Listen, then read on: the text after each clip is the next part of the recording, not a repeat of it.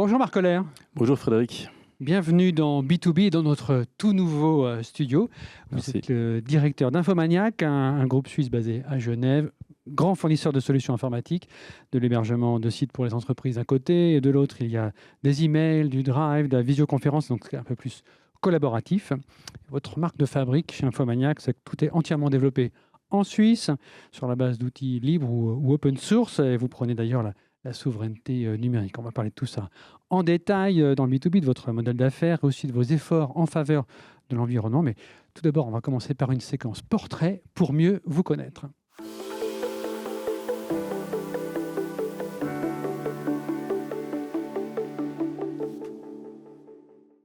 Marc Koller, votre parcours chez Infomaniac est assez connu. Vous êtes arrivé en 2004 au service client, puis vous avez gravi toute une série de marches pour qui vous conduisent tout en haut, à la fin 2020, à la direction générale, lorsque le directeur d'alors et cofondateur Boris Siegenthaler, lui, se concentre sur la stratégie. Ce qu'on connaît un peu moins, c'est en fait, avant Infomaniac, d'où est-ce qu'exactement vous venez et dans quel environnement familial avez-vous grandi? Alors, je suis genevois déjà, donc j'ai grandi ici, je suis né à Genève. Ma famille est d'origine suisse-allemande. C'est ce qui m'avait aidé à l'époque justement à rejoindre Infomaniac, c'est parce qu'ils cherchaient quelqu'un qui parlait l'allemand pour le support technique. De Saint-Gall, c'est ça? Exactement, ouais. Mon père de Saint-Gall et ma mère de Zurich. Et cherchais quelqu'un qui parle le suisse-allemand pour le support donc germanophone, qui est quand même assez dur à trouver à Genève, quelqu'un qui allie la technique et cette langue. Donc j'ai pu les aider sur ce plan-là. Sinon, voilà, avant Infomaniac, j'ai travaillé. J'ai pas vraiment eu de grands jobs, on va dire, très sérieux avant. C'est-à-dire que c'est surtout un petit boulot après l'école, après le collège. J'ai aussi été à l'armée. Mais voilà, ma passion, c'était l'informatique. Et très rapidement, j'ai eu l'occasion de postuler chez Infomaniac et je l'ai fait. Et cette passion, pour l'informatique, elle est née dans la famille. Déjà, vos parents baignaient dans cette matière, ou bien non, c'est vous qui avez développé ça tout seul? Alors, c'est dans ma famille, mais plutôt du côté de mon grand-père maternel et puis mon oncle. Les deux sont passionnés en fait d'informatique. M'ont fait découvrir en gros comment c'est. C'est mon oncle aussi qui m'avait acheté mon premier ordinateur quand j'avais peut-être 14 ans, quelque chose comme ça. Et puis voilà, c'est l'un d'eux. Mais sinon, mes parents ou ma sœur, beaucoup moins quoi. Et c'était une famille d'entrepreneurs. Que faisaient vos parents? Non, alors mon père, il travaillait en tant que chef décorateur. Ma mère, elle était laborantine en chimie. Et puis voilà, c'est des carrières bien différentes de la mienne finalement. Donc vraiment très, très éloigné du monde informatique. Exactement, ouais, tout à fait. Est-ce que, voilà, vous venez de le dire, vous avez grandi à Genève, même si vous venez d'un canton alémanique. Est-ce qu'il y a eu, et vous êtes toujours à Genève, hein, est-ce qu'il y a un jour, il y a eu une envie d'aller ailleurs en Suisse, ailleurs dans le monde? Est-ce que ça vous tenterait peut-être un jour? Non, alors je suis vraiment très très accroché à Genève. C'est-à-dire que pendant quelque temps, j'ai aussi voulu aller voir ailleurs, c'est-à-dire juste un peu plus, on va dire, en voyage comme ça. Mais j'avais vraiment eu d'envie de travailler ailleurs ou de quitter définitivement la Suisse, enfin même jamais concrètement. Je me plais très bien ici et je me vois rester ici toute ma vie, clairement. Et puis il y a autre chose, c'est que vous êtes devenu directeur. Ça aussi, ça a été inspiré par des personnes dans votre famille au sens large ou bien par d'autres personnes? Parce que c'est autre chose de devenir directeur que d'être simplement employé. Non, alors de nouveau, c'est un petit peu mon expérience que j'ai au travail qui m'a amené là. C'est-à-dire que clairement, j'étais toujours très inspiré finalement des décisions qui sont prises. J'avais aussi envie d'influencer finalement les choix et je pense que c'est là que ça m'a amené de fil en aiguille. Mais il y avait pas, il y avait une volonté d'être quand même un leader ou de diriger parce que c'est un autre type de responsabilité tout de même. Oui, pas spécialement en fait. C'est vraiment c'est venu sur le tard comme ça. Après, c'est sûr que j'aime bien donner mon avis, j'aime bien influencer finalement les choix. C'est comme ça que c'est venu en fait naturellement. Ouais. Mais c'est pas, disons que c'est plus concrètement le métier qui me plaît, ce qu'on fait au jour le jour, c'est ça qui m'intéresse vraiment plutôt que d'être meneur de personnes. C'est pas forcément ça qui m'intéresse le plus. Vous avez vous avez à peu près disons 5 ans de recul maintenant. Par rapport au moment où vous avez accepté de prendre ce poste et aujourd'hui, qu'est-ce qui vous a le plus surpris dans cette fonction? Euh, C'est une très bonne question. Je pense que c'est le côté psychologique. Peut-être que je m'y C'est-à-dire? attendais pas. Bah, c'est vraiment ce côté finalement de s'adapter aux personnes avec qui on est, avec qui on travaille. Euh, c'est vraiment pas. Il y a vraiment ce côté de s'intéresser aux personnes, de se mettre à la place des personnes, faire preuve d'empathie. Je pense que mon expérience au support technique m'a beaucoup aidé là-dedans, mais c'est ça en fait qui Pour m'a le l'empathie plus envers les surpris. clients. Exactement, l'empathie envers le client, l'empathie envers les collègues. Et ça, ça vous est venu spontanément ou parfois on a besoin d'un coach ou de conseils ou c'était en fait que vous aviez ces qualités-là en vous qui ne s'étaient pas peut-être exprimées de cette manière, mais ça a été facile? C'est je c'est dur à dire, facile. Après, c'est plus à mes collègues de juger, en fait, directement de quel est mon rôle et comment je suis bien avec eux, finalement. Mais je pense que pour moi, c'est assez naturel parce que je m'intéresse quand même beaucoup aux personnes et ça m'est venu plutôt naturellement, ouais. On va pas se cacher, quand on est directeur, c'est quand même passer une bonne partie de la journée à régler des problèmes. Tout à Il fait. faut le confirmer. Heu et et après une journée de problèmes résolus ou parfois pas toujours résolus, quand on rentre chez soi, comment est-ce que vous vous ressourcez? Comment vous retrouvez l'énergie pour le lendemain, recommencer? Il y a des choses aussi que vous avez apprises, pendant ces 1res années de direction? C'est je pense que j'ai une grande capacité, en fait, à faire la part des choses et à me concentrer à fond sur les tâches sur lesquelles, je suis. Ce qui fait que quand je suis au travail, je suis vraiment à 100 au travail et quand je suis à la maison, alors là, je peux quand même pas être à 100 à la maison parce que j'ai toujours, Le tel est quand même une toujours part du connecté? boulot. Ouais. Exactement. On peut vous joindre tout le temps? Oui, oui, Ouais, concrètement, ouais. Mais ça va, je le vis très bien et ça me fait plaisir et je pense que c'est vraiment un équilibre que j'ai, entre ces 2 univers et qui se rejoignent parce que, de nouveau, l'informatique, c'est ma passion. Infomaniac, c'est une entreprise que j'aime profondément. Donc pour moi, en fait, je suis bien autant au travail qu'à la maison, donc les 2 et me ça, vont. vous pensez que c'est une condition, nécessaire pour s'épanouir dans son poste de directeur, d'avoir un peu, cette frontière un peu floue et d'être un peu amoureux de son travail finalement? Amoureux, oui, je pense, clairement. C'est un travail qui est vraiment engageant, on se donne à 100 et c'est nécessaire, en fait, de vraiment que ça nous plaise parce que si on le fait à contre-cœur, je vois vraiment mal, comment ça pourrait fonctionner.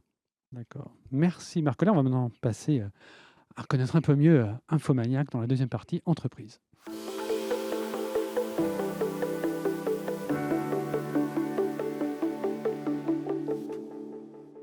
Ici donc la deuxième partie de B2B sur, l'entreprise de Marc Holler, Infomaniac, une entreprise créée en 94 à Genève, cofondée par, Boris Egenthaler, on l'a dit tout à l'heure. Vous comptez aujourd'hui, si je crois, un peu plus de 250 employés, c'est le dernier chiffre? On est 300. 300, un groupe, je dirais à part, très engagé dans la durabilité, notamment avec une charte qui comporte des objectifs, précis. On va y revenir, mais tout d'abord, on fait le point sur le modèle, sur votre développement. Donc 300 aujourd'hui, vous étiez 200 collaborateurs il y a à peu près 3 ans, donc c'est 50 de plus. On parle de pénurie de main-d'œuvre. Vous avez réussi à à recruter 100 personnes. Vous les avez trouvées, comment ces personnes qualifiées, j'imagine? C'est extrêmement dur de recruter, concrètement, je pense que là, ça relève presque de l'exploit. C'est-à-dire qu'on fait beaucoup de formations, on forme, beaucoup de personnes, en fait, directement, chez Infomaniac. C'est-à-dire qu'on va essayer de s'associer avec des écoles, et obtenir, si possible, pas mal de stagiaires et d'alternants qui sont, de niveau, bachelor ou master et en fait, on les intègre dans l'entreprise, on leur donne des vrais projets et on les forme directement. Ça, c'est le meilleur moyen de Hem recruter? C'est de les prendre pendant les études et puis de leur donner le goût? C'est que les études, c'est très important pour la partie, on va dire, théorique de base. Après, l'informatique, ça évolue extrêmement rapidement, les langages changent et en fait, quelqu'un qui commence son cursus, en 2025, par exemple, Mmh. quand elle terminera en 2029 ou 2030, les langages auront déjà évolué, tout aura changé. Donc Mmh. nous, de toute façon, on doit après les former sur les technologies de l'entreprise, sur les nouvelles méthodologies. Donc c'est vraiment donnant-donnant dans le sens où ces personnes en fait, sortent d'une école, sont vraiment, prêtes à apprendre des nouvelles choses et nous, on a énormément de choses à leur apprendre. Et l'école, ça va être, l'Uni, le PFL ou, Alors c'est aussi l'école plutôt 42 ou, voilà, exactement, il y a l'école 42 typiquement qui est vraiment une école, qu'on sponsorise et qui est, sur des technologies, on va dire modernes. Côté université, c'est un peu des technos différentes. On essaye aussi d'orienter en fait l'université sur les technologies qui sont plus, on va dire de ce qu'on recherche nous. Mais voilà, c'est vraiment diversifié. Il y a aussi énormément d'autodidactes. C'est-à-dire que nous, Ouais. je citais des bachelors et des masters, mais on n'est pas regardant là-dessus. C'est-à-dire Alors qu'on qu'est-ce qui fait le bon critère pour venir chez vous? Bah, quelqu'un qui s'y connaît, quelqu'un qui monte des serveurs chez lui, qui fait du développement, qui lance des projets personnels, c'est vraiment ça, en fait. Donc même qu'il ait appris lui-même ou avec une école, en fait, peu importe. Exactement. Et c'est intéressant à savoir, c'est que typiquement, si on prend Boris Siegenthaler, donc le cofondateur Ouais. d'Infomaniac, lui-même est un CFC d'électro. Il n'est pas dans l'informatique, mais l'informatique pour lui, c'est une passion. Moi, c'est la même chose. J'ai aucun papier en fait lié Ouais. à l'informatique, mais c'est une passion. Et du coup, on peut entrer là-dedans. Et je peux encore citer René Luriac, notre CTO, donc qui est le directeur technique. Donc c'est vraiment un niveau technique très très élevé. Il n'a pas non plus de papier directement lié à l'informatique. Ouais. L'an dernier, dans la GFI, vous annonciez viser 50 millions de francs de chiffre d'affaires en 2024. Vous y êtes parvenu? Oui, oui. Oui, oui, ça veut dire beaucoup plus, hein. On est clairement dans les chiffres, on est un peu au-delà et puis on va encore progresser cette année autour des 60 millions. D'accord. Et d'où vient la croissance? En 2020, 15% du chiffre d'affaires était en Suisse alémanique. Est-ce que c'est là que vous avez le plus percé ou bien c'est ailleurs? Alors la Suisse alémanique, c'est toujours on va dire un marché très porteur. Après, il y a aussi en Europe globalement, même en Suisse romande, qui est quand même un marché sur lequel on est établi depuis longtemps. On voit encore une belle progression. Ce qui nous porte maintenant, c'est notamment la géopolitique, c'est-à-dire d'avoir, par exemple, le président américain qui passe son temps en fait à menacer l'Europe. Bah, finalement, c'est aussi des sociétés qui font le choix finalement d'avoir leurs assets chez un hébergeur suisse. On va revenir à cette question de souveraineté dans un instant. Euh, Comment est-ce il faut investir, hein, pour rester à la pointe de la technologie? Vous, sur les bientôt 60 millions de francs de chiffre d'affaires, vous investissez quelle part de vos revenus? C'est 100% en fait. C'est Infomaniac, c'est 100% de notre revenu qui est investi, que ce soit en emploi ou en matériel pour nos services. Et ça concerne, c'est aussi de nouveaux centres de données, du Exactement. hardware, pas que de la technologie software. Non, non, c'est alors très peu de software parce qu'on a justement cette chance de tout faire nous-mêmes de A à Z, c'est-à-dire qu'on se base sur des solutions open source auxquelles on contribue également. C'est-à-dire qu'on va récupérer par exemple des bouts de code qu'on va améliorer, redonner en fait à la communauté. Ça nous permet de baisser énormément les frais de licence, enfin les rendre quasi nuls. Par contre, il y a le matériel, donc le centre de données déjà lui-même a un coût évidemment, et après c'est les serveurs qu'on met dedans, les disques durs, la mémoire, les processeurs et les GPU notamment Mhm. ces derniers temps. Donc ça Les c'est GPU, c'est très utile pour l'intelligence artificielle, hein. Ça, exactement l'intelligence artificielle qui demande ouais. justement beaucoup de GPU Et vos actuellement. clients typiques, c'est surtout des entreprises, aussi des particuliers? C'est à peu près 60-40, on a 60% d'entreprises et puis 40% de particuliers. Donc ça, il me semble que vous grandissez dans ce cas-là, dans les Exactement, particuliers. exactement, on a une croissance. Ouais. J'ai un chiffre de 70% d'entreprises en 2023. Donc, vos affaires grandissent, c'est que ça veut dire que ça On a grandit lancé aussi. pas mal de produits gratuits, en Ouais. fait, de mails gratuits, de drives gratuits pour concurrencer certains services américains, pour ceux qui veulent un peu plus de local et Ouais. soutenir le local. Et Ouais. forcément, ça monte cette proportionnalité-là. Un service comme Suisse Transfert, par exemple, que vous proposez, ce qui est donc, pour ceux qui l'ignorent, un service gratuit d'envoi de fichiers volumineux plutôt, c'est un outil surtout marketing, il n'y a pas de rémunération directe pour vous là-dessus? Non, il n'y a pas de rémunération directe. Par contre, voilà, comme vous dites, c'est du marketing, c'est beaucoup d'images. La marque Transfert est extrêmement connue et on montre aussi notre savoir-faire, comme quoi on est absolument capable de stocker des masses et des masses de données et de proposer des vitesses de téléchargement Et est-ce que dans efficaces. vos clients, on compte des administrations publiques? Alors oui, gentiment, j'ai envie de dire. C'est-à-dire que c'est clairement quelque chose sur lequel on doit encore travailler. On voit très régulièrement en fait, des annonces des services publics, d'administration qui décident d'aller chez le GAFAM en fait, dans les services Ouais. américains. Et nous, On l'a vu voilà, récemment à Genève avec Microsoft, hein. Ouais. exactement. Donc ça, c'est des choses sur lesquelles il faut qu'on travaille mieux avec les autorités pour réussir à travailler ensemble à l'avenir. Et dans vos clients publics, ils sont plutôt en Suisse alémanique ou Suisse romande? Alors c'est justement, c'est ça qui moi personnellement me touche beaucoup, c'est Ouais. que très peu Genève, Ouais. et on va beaucoup plus travailler typiquement avec des cantons suisse alémanique déjà, mais aussi le canton de Vaud ou le Tessin. Ouais. Ah bah, ça nous permet de passer à la question de la souveraineté numérique. Vous êtes indigné de voir la Confédération aussi, où les écoles polytechniques fédérales travaillaient avec Microsoft, Google ou Amazon. Mais on imagine ces écoles ou ces institutions sensibles à l'argument de la taille. Ce sont des grands groupes, certes américains, mais peut-être plus solides que vous en cas de panne ou d'attaque, avec des données atteignables ou disponibles dans toute la planète, alors que vous, vos serveurs sont uniquement, il me semble, en Suisse. vous comprenez qu'il y a peut-être un intérêt quand même pour ces grands Américains.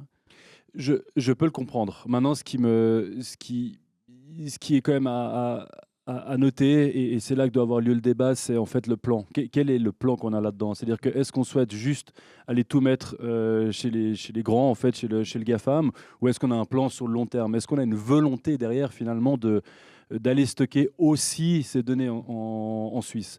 Là, on parle en fait de beaucoup d'éléments stratégiques. Il y a l'emploi, déjà, qui serait influencé directement par rapport à ça. C'est-à-dire que nous, on va recruter localement, du savoir-faire local, ça va créer de la valeur. Et ensuite, Microsoft a beaucoup d'employés en Suisse, hein. Ils ont un grand centre de recherche à Zurich.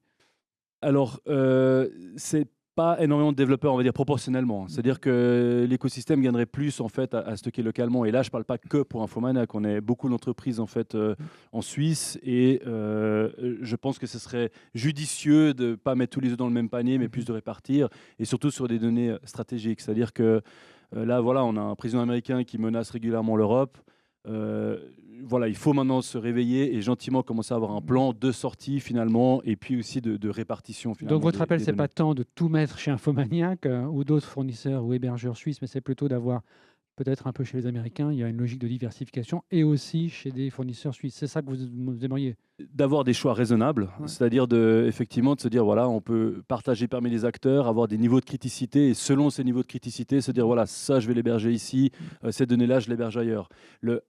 Un des soucis à remonter, c'était l'appel d'offres de 2020, sur lequel on avait fait un peu lanceur d'alerte pour dire qu'il y a des soucis. C'était un appel d'offres sur un budget de 110 millions qui était sur des données soi-disant non sensibles, mais avec un appel d'offres qui était complètement taillé sur mesure pour être hébergé aux États-Unis. Et c'est cette incohérence finalement entre le besoin et ce qu'on va chercher finalement. Et là, il vous faut quoi pour changer les choses? Des relais parlementaires pour être entendu? Alors déjà de la volonté politique, je pense qu'il faut de la prise de connaissance. On a certaines personnes qui sont sensibles en fait un petit peu dans tous les partis. Donc déjà, je suis heureux que c'est pas un clivage gauche-droite, mais que c'est finalement plus on va dire une philosophie globale à avoir, à changer. Ce qu'il faut, bah voilà, c'est cette prise de conscience, c'est un relais politique, et puis c'est aussi à nous derrière, bah, finalement, de montrer un petit peu plus de quoi on est capable. Parce que en fait, on a aussi une très grande chance, c'est la proximité. C'est-à-dire que nous, bah voilà, on est en Suisse, donc on est très proche finalement des autorités. S'il y a des choses à discuter, des choses à adapter, bah voilà, on est à l'écoute. Est-ce que des banques vous font confiance, utilisent certains de vos services? Alors actuellement non, parce qu'il y a toutes les réglementations de la FINMA en fait qui ont certaines règles en fait au niveau des flux financiers, des données financières. Par contre, donc pour cette partie-là non, pas aujourd'hui, mais au niveau de leur site internet ou certains services où ils sont clients chez nous, et notamment de Swiss Transfer notamment. D'accord, donc ça veut dire que les banques qui sont très attachées à la sécurité de leurs données font quand même confiance à Infomaniac. Il n'y a pas de raison que les gouvernements ne le fassent pas non plus. Exactement. Il y a un autre sujet qui concerne la sécurité de la vie privée. Est-ce qu'elle est garantie en Suisse? Il y a, je ne sais pas où vous vous situez par rapport à Proton, le CEO, donc le fournisseur de messagerie, le directeur, pardon, s'inquiète de voir la Confédération adopter des règles peut-être plus restrictives. Et puis, à l'inverse, dans B2B, on recevait il y a quelques semaines Miles Hoop d'Intégral, qui lui était beaucoup plus serein. Vous vous situez où dans cette question? Concrètement, on a confiance en la démocratie. Je pense que là, aujourd'hui, c'est une ordonnance. Maintenant, on va se saisir de ça. Ça va forcément être politisé. Il y aura un débat là autour. Nous, on souhaite vraiment qu'il y ait un débat. C'est-à-dire que cette loi, en l'état, ne nous convient pas. On l'a dit clairement dans un avis qu'on a donné sur notre site internet. Ce qui vous inquiète, c'est la sécurité des données, qu'elles restent bien privées, quoi. Exactement. C'est-à-dire que c'est important pour nous de garantir la confidentialité de nos clients. Toutefois, nos clients, c'est des entreprises. Ce n'est pas des gens qui viennent chez nous pour cacher finalement leurs activités, mais tiennent à leurs secrets. Donc nous, on respecte cela. Et Infomaniac, on a toujours été très, très, très vigilants sur la protection de la vie privée, et ça, on veut la garantir. Et Mais c'est vous pour ça que menacez cette loi, on voudrait pas, qu'elle soit adaptée. pardon, vous menacez pas de quitter Genève ou la Suisse si ces ordonnances passent? Non, pas du tout. On est genevois, on a été fondé ici et on continue à rester ici. Et c'est pour ça qu'on préfère vraiment qu'il y ait un débat. Et loin de nous l'idée de dire qu'on partira, parce que ce ne sera pas le cas. Et à propos de Genève, ce sera le dernier thème de cette partie entreprise. C'est la durabilité. J'ai évoqué votre charte en introduction. Et au début de cette année, vous avez inauguré un centre de données dont la chaleur permet de chauffer 6 000 ménages à l'année pendant 20 ans à peu près. Si mes chiffres sont bons, 3 600 tonnes de CO2 équivalent qui sont économisées. Comment est né ce projet de faire de vos serveurs un outil de décarbonation de l'économie? Alors là, je vais clairement citer Boris Siegenthaler. En fait, ça vient de lui. C'est lui qui a ses convictions. C'est lui qui, depuis 2007, en fait, porte cette charge environnementale sur Infomaniac. Euh, c'est aussi un avantage qu'on a, c'est qu'on est une entreprise entièrement indépendante, c'est-à-dire qu'on appartient finalement qu'à nous-mêmes. On est quelques employés, finalement, une trentaine d'employés qui sont actionnaires d'Infomaniac, et il n'y a personne qui décide pour nous. Ce qui fait que nos convictions environnementales, on peut vraiment les mettre à exécution avec ce data center. Des convictions, mais ça veut dire que personne d'autre ne décide à votre place, vous dites, mais ça veut dire que vous sacrifiez un peu de la rentabilité financière du groupe pour avancer cet agenda environnemental? Euh, alors, à court terme, oui, mais à long terme, c'est un de nos data centers qui est le moins cher finalement, parce que cette chaleur, on peut la revendre à prix coûtant, mais on la revend quand même, et ce qui fait que ça nous permet de diminuer les coûts. Donc c'est sûr que si on parle rentabilité court terme, on est perdant, mais sur le long terme, on est clairement gagnant, et on est vraiment fiers de ce qu'on a fait, et on invite tout le monde à le faire. Et d'ailleurs, on a rendu le projet globalement du data center open source sur d4project.org, pour ceux qui seraient intéressés d'aller voir.